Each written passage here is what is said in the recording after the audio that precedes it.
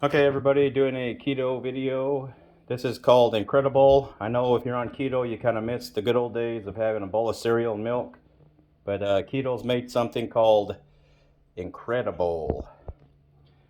And it's 7 grams of carbs, so it is kind of high, but it's cereal. By itself, it doesn't taste very good, so you can use something like this, or almond milk, or some other kind of milk that's similar to almond milk or this. Doesn't taste quite as good, still kind of dry. So you can add an Eagle or something similar to it. Makes it taste a little better. But I found a secret. If you add this to it, it tastes actually not too bad. That does bring your total up to 8 grams of carbs. 9 grams of carbs altogether. So it is kind of high. But it does allow you to have cereal, and it's not actually too bad. Still not as good as a regular bowl of Captain Crunch, but